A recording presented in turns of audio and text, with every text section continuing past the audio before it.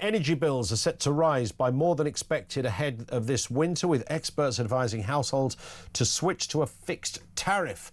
From October, homes in England, Scotland and Wales can typically expect to pay around about £35 more per year. This comes as the Met Office says this summer is on course to be the warmest ever, and only several days of below average temperature would prevent 2025 from taking the top spot. I can't think of the last time I had my heating on. 4 months ago? Maybe a little more, 4 months at least. And then if you've got a smart meter, have you noticed it? Amy will have noticed this. She keeps her eye on household things. The minute you put a bit of electricity on, doesn't that whirl away, the old lecky bit? Your gas is doing nothing. Your electricity is going through the flipping roof. You only put a dishwasher on, they want 20 quid for it. Let's speak with Ben Pyle, writer and co-founder of Climate Debate UK. Ben, good afternoon to you. Good afternoon, Ian. Sorry for my departure into a slight domestic whinge there, but I have noticed that it does cost a lot to make things run in your house, and it's going to cost even more going forward. Apparently so. They do say that this is a below inflation increase, but that's hardly a great, anything to sort of boast about, given the Chancellor's management of the economy. Inflation is higher than this rise. Yeah. But I think really this is I think it's the fourth or fifth rise in the price cap since the government that came to power on the promise of lowering energy bills.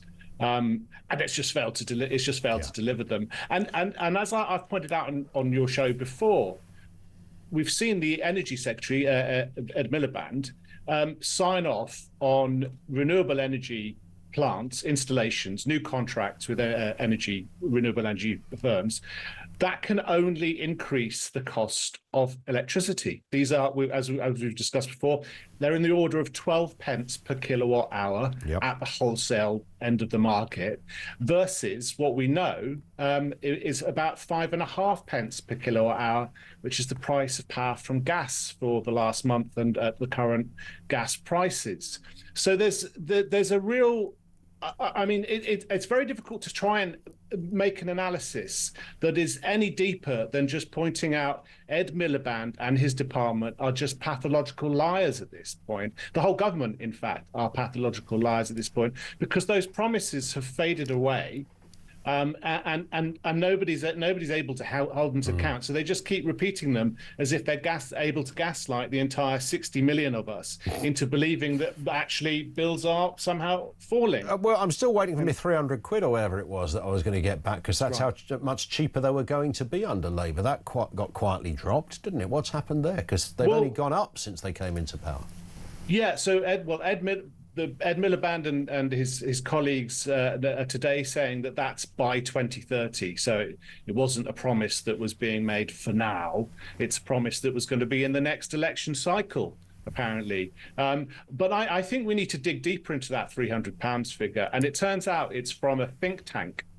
It's from an analysis by Ember, which was formerly known as Sandbag, which is the think tank founded by a Labour peer, Bryony Worthington, when she was, who not coincidentally, was the author of the Climate Change Act under David Miliband, Ed Miliband's brother. She was tasked with, she'd come from Friends of the Earth, and she was tasked with putting together basically the wish list of all of the green blob organizations. What do you want out of an energy bill? So she takes credit for writing the Climate Change Act, and then she's made a peer. And now she's a peer. She also runs this think tank which produced this analysis before the election. And of course she's aligned to Labour. I think she may call herself cross-party at the moment, but nice work if you can get it, Ben, isn't it? That's right. She just has to turn up, talk a load of rubbish, make up some numbers, and she gets paid, coincidentally, if I remember rightly, £300 a day. Who are these? But there's a whole... this is largely a different subject, I suppose, Ben, but this won't be lost on you either. There's this sort of weird cohort of people who sort of sit on committees and panels and, you know, they trouser sort of 20 grand here and 15 grand there and 65 grand there, and they're always being appointed to these big roles with, you know, Paula Venables at the post office was sort of classic professional person where no one at any point stopped to go, can we just ask how good this person is? No one wants to ask that question. They sort of run away on this strange myth of their brilliance, the Peter principle in full action, as it were. And here's another such example. Who are these people? Well, that's a really good question. I think this is key to really understanding the whole of the climate policy agenda mess, quite frankly. I mean, I think people may remember as well, a few years ago, the claims that that power from wind was 9 times cheaper than the power from gas. And that turns out to be from another organization, another little weirdo think tank that's also funded by the same group of opaque billionaires that gives Bryony Worthington's think tank millions of pounds every year to churn out this kind of propaganda. And it turns out, I mean, and there's a whole constellation of these organizations, and they surround the political parties. So there's no real connection between the political parties and the public anymore, and there's not really much by way of a policy unit at these political parties either. They just sort of absorb of the policy recommendations that are given to them by these sort of think tanks that have no visible means of support. And Ed Miliband is very much of that kind of blobocracy. He's a womp, they love it, as we say. And rather than having to come up with ideas themselves, they just take these things. And famously, another person of that ilk is Torsten Bell, who I think Mike has some very interesting words. Yeah, he's a very clever man, Ben. I won't have a bad word said against him.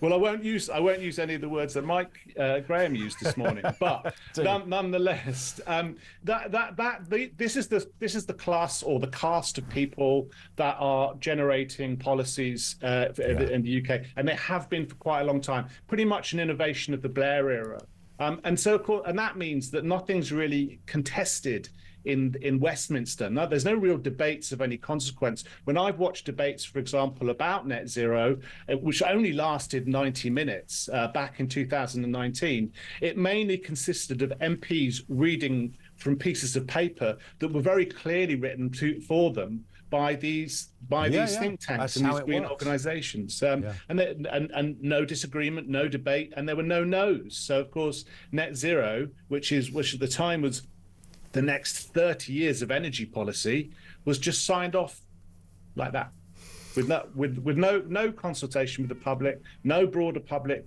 debate. Which is extraordinary. But, I mean, regardless of what policy, any policy that is signed up in that respect, when this much money is involved, I mean, that's a crime scene, right? Yeah, well, we're talking about £3 trillion, at least, according to Ed Miliband's own department or sub-department, the National Energy Systems Operator. In 2020, that was its estimate of the costs out to 2050. So that's £100 billion per year. But some people say it could be as much as 4 times that in the final analysis. And of course, there are a lot of people, a lot of interests who'd quite like a slice of that action. Yes. I don't want to get conspiratorial about it, but if you're a company that could potentially make some money in that, then of course you're going to spend some money funding think tanks, funding organizations that claim to be serving the green agenda, and that's going to lubricate the process of those policies through Parliament and so on, and maybe confront some of the criticism. Yeah. So I think this is a light that really we need a lot more sunlight to be shone on the way policies have been created for the last 25 years in this country, especially around energy. So when are our bills going to go down, Ben? When can you and I sit here and have an interview and you go, hey, look, they've gone down by 70 quid this year, 150 quid this year, whatever?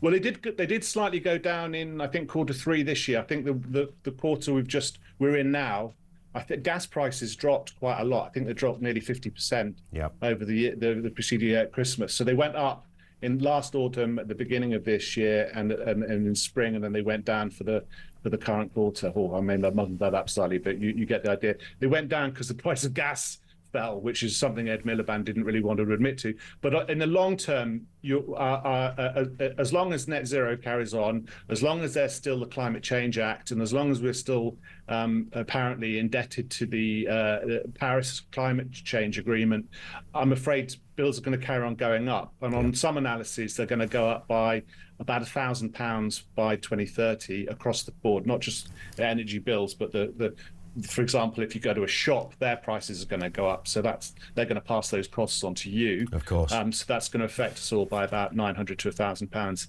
per year, at least by 2030. Wow. But there was some interesting news today. We found out that it's going to be down as the hottest summer on record. Ordinarily, we'd just look at that, or once upon a time, should I say, we'd look at that and go, oh, it's the hottest summer on record. That's interesting. Next year might be a bit cooler, might be a bit hotter.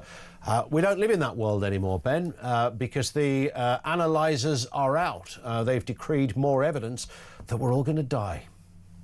Well, I have some sympathies for farmers who've experienced the drought. Yep. But that's I think that's more a question of water management and land use policy. But as far as I'm concerned, this has been probably the most fantastic summer I can remember. I did live through 1976, but I wasn't.